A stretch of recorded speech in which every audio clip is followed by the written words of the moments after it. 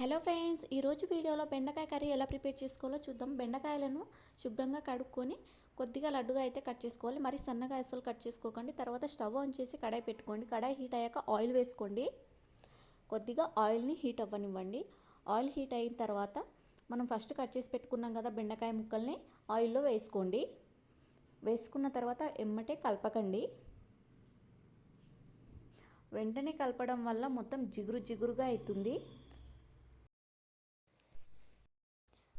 కొద్దిగా ఫ్రై అయిన తర్వాతనే కలుపుకుంటూ ఉండాలి. ఒక సైడ్ ఇలా ఫ్రై అవుతున్నప్పుడు మరో సైడ్ అయితే కలిపేసుకోవాలి. చూడండి, నాకు వీడియోలో ఇప్పుడైతే కొద్దిగా ఫ్రై అయినాయి, అందుకోసమే ఇలా కలిపేసుకుంటున్నాను. చూడండి, మొత్తం ఇలా ఫ్రై అవ్వాలి. ఫ్రై అయిన తర్వాత ఒక బౌల్లోకి కానీ ఒక ప్లేట్లోకి కానీ ఇలా తీసుకోండి. ఆయిల్లో నుంచి తీసేసుకోండి. ఇప్పుడు అదే కడాయిలో మీకు ఆయిల్ ఉన్నట్లయితే అందులోనే కొద్దిగా జీలకర్ర వేసుకోండి. లేదంటే మీకు ఆయిల్ లేకపోతే మళ్ళీ వేరే ఆయిల్ వేసుకోండి. కొద్దిగా పచ్చిమిర్చి సన్నగా కట్ చేసుకొని వేసుకోండి. అలాగే ఆనియన్స్ వేసుకోండి, సన్నగా తరుక్కోవాలి. సన్నగా తరుక్కున్న ఆనియన్స్ ఆయిల్లో వేసుకోండి. కొద్దిగా సాల్ట్ వేసుకోవాలి. సాల్ట్ వేయడం వల్ల ఆనియన్స్ తొందరగా ఫ్రై అవుతాయి.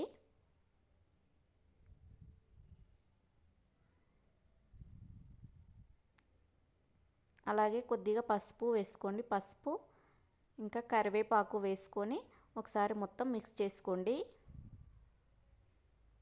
మిక్స్ అయ్యేలా కలుపుకోండి. ఆనియన్స్ ఒక 3-4 మినిట్స్లో ఫ్రై అవుతుంది.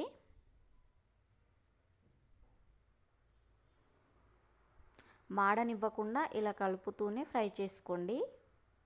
ఇప్పుడు సన్నగా తరుగుకున్న టమాటో ముక్కలని ఆనియన్స్లో వేయండి. ఆయిల్లో వేసి ఒకసారి మొత్తం కలిసేలా కలుపుకోండి.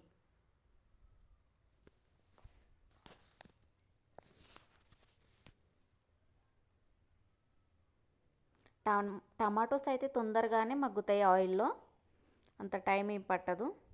చూడండి, ఒక 2 మినిట్స్ లేదా 3 మినిట్స్. ఇప్పుడు మీ రుచికి తగ్గట్టు కారం వేసుకోండి. కారం, ధనియా పౌడర్ వేసుకోండి.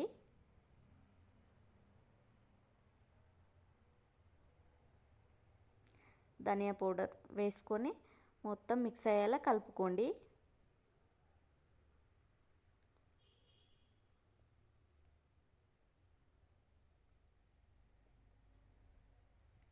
అలాగే కొన్ని వాటర్ వేసుకోండి.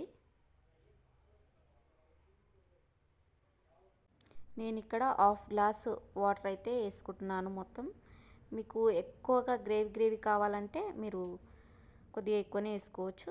ఇప్పుడు మొత్తం మిక్స్ చేసుకొని ఫస్ట్ ఫ్రై చేసుకున్న బెండకాయ ముక్కలని ఆయిల్లో వేసుకోండి. కర్రీలో వేసుకొని మొత్తం అయితే కలిపేసుకోండి.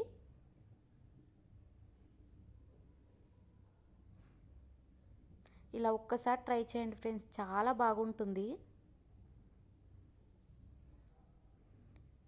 ఇప్పుడు ఒక 2 మినిట్స్ కుక్ చేసుకుంటే చాలు. ఫస్ట్ మనము బెండకాయ ముక్కలను ఆయిల్లో ఫ్రై చేసుకున్నాం కాబట్టి అంత టైం ఏం పట్టదు. చూడండి, ఇప్పుడు కొత్తిమీర పుదీనా వేసుకోండి. కొత్తిమీర పుదీనా వేసుకొని ఒక 1 మినిట్ ఉంచేసుకోండి. అంతే, ఎంతో సింపుల్గా బెండకాయ టమాటో కర్రీ రెడీ అయింది ఫ్రెండ్స్. ఈ వీడియో మీకు నచ్చినట్టయితే ప్లీజ్ లైక్ చేసి సబ్స్క్రైబ్ చేసుకోండి ఫ్రెండ్స్. నా వీడియోస్ చూస్తున్న వాళ్ళు ప్లీజ్ సపోర్ట్ చేయండి.